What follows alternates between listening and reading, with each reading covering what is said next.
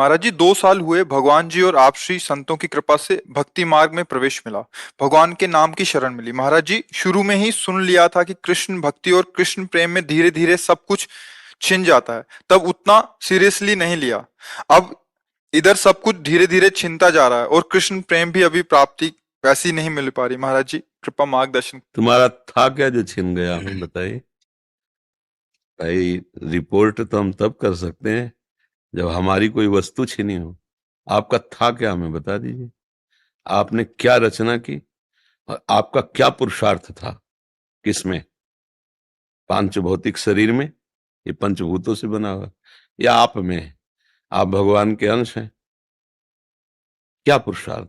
अगर वो एक आंख हटा देते हैं, उनकी मौज की बात है, वो एक से दिखाना चाहते हैं, उनकी वस्तु है ना। आपकी क्या, हमें बता दो। आपका क्या है? आपका क्या है, आप बताइए। पढ़े लिखे गए आप तो भगवान ने बुद्धि दी है ना। बुद्धि का हरण कर ले तो फुटपाथ में कागज बटोरते घूमते। है क्या आपके पास? अब जो बात आई छिन गई, तो इसका प्रारब्ध है, आप समझो। जो हम लोग कहते हैं भगवान सर्वस्व छीन लेते हैं, उसका तात्पर्य होता है मन और इंद्रियों को भगवान में समर्पित होना। भगवान अपने बच्चों की बाहरी लीलाओं का, खेल खिलौनों का विनाश नहीं करते। भाव को समझिए। अवश्य में भोक्तव्यम कृतम कर्म शुभाशुभम। अभी आप उस कोटि के शरणागत नहीं कि आपके शुभ और अशुभों का विनाश हो गया हो, समझना। आप खुद स्वीकार करते हैं 2 वर्ष से भक्ति में है। अब किस कोटि की भक्ति है 2 वर्ष में जागृत हो गई, वो आप देखो। इसके पीछे क्या होता रहा जन्म जन्मांतरों में, इसी जन्म में आप देखो।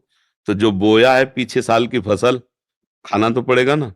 और उसमें कह दें कि हमने बम्बूल बोया था, कांटे आ रहे हैं, भगवान ने जब से भक्ति शुरू की तब से कांटे खाने को मिल रहे हैं, गलत बात। पिछले वर्ष जो आपने किसानी में बोया, इस वर्ष वही खाओगे। अब जो बो रहे हो उसे तुम आगे फसल काटोगे। अभी इस कोटि का तुम्हारा ज्ञान या भक्ति नहीं आई जिसने जन्म जन्मांतरों के संस्कारों को भस्म कर दिया हो और विशुद्ध ज्ञान से प्रकाशित हो गया हो, तो फिर प्रश्न ही नहीं आएगा कि हमारा छीन लिया क्या। भ्रम, अज्ञान, मोह, पाप। भगवान क्या छीनते हैं? ये छीनते हैं। नहीं, लड़का छीन लिया तो भ्रम ही तो था, तो कि वो तुम्हारा पुत्र है। भगवान ही तो आए थे, तुम जान पाए क्या? तुम्हारे कर्म के भोग को देने के लिए उतने समय तक वो भगवान ही अंदर आए हुए थे पुत्र रूप में। तुम भ्रम से अपना मान लिया, इसे रो बैठ के। तुम्हें भ्रम रुलाएगा नहीं। मेरा ऐश्वर्य छीन लिया, तो अनंत ब्रह्मांडों का ऐश्वर्य किसका है? भगवान का है। मुनीम बन के रहते तो ठीक से चल लेते, मालिक बन गए तो माया ने विध्वंस मचा दिया कि मायापति तो सिर्फ एक ही है, श्री हरि। तू मायापति कैसे बन सकता है? तू मेरा बेटा बेटा बन के रहता, मुनीम बन के रहता तो मालिक की संपत्ति। अगर मुनीम रहोगे तो घाटा मुनाफा में समान रहोगे। हमें तो पेमेंट मिल ही रही, जो घाटा पर हो मालिक का, जो मुनाफा हो मालिक।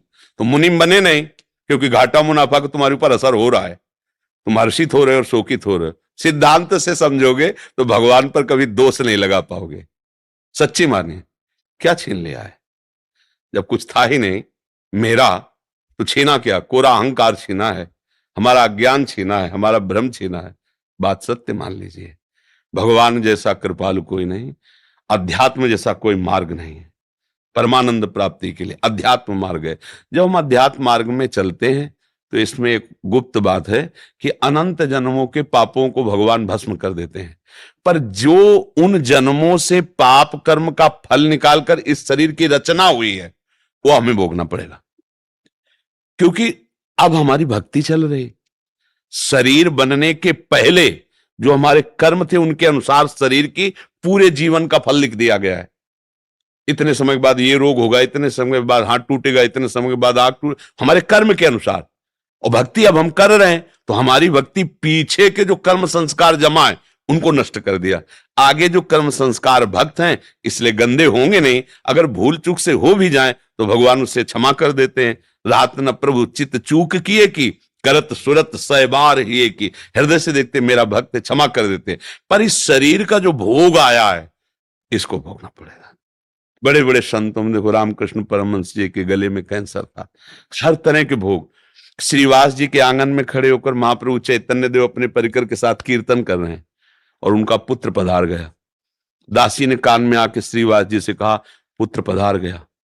बीमार था, पधार गया। उनका दोबारा आवाज नहीं, महाप्रभु के कीर्तन में फर्क नहीं पड़ना चाहिए। और मंजीरा जोड़ के और जोर से वो कीर्तन करने लगे, नाचने लगे। महाप्रभु चैतन्य देव रुक गए और उनका, श्रीवास मेरा मन कुछ शुष्क सा हो रहा है, कोई घटना घटी क्या? उनका, प्रभु क्या घटना घट सकती, जहां आप मंगल मूर्ति नाम कीर्तन हो रहा, वहां घटना क्या घट सकती? तब किसी भक्त ने बताया कि श्रीवास का बेटा पधार गया। उनका बताया कि, उन्होंने बोले प्रभु बताने की क्या बात है, आपका था, आपने उसे अपनी सेवा में भेज दिया।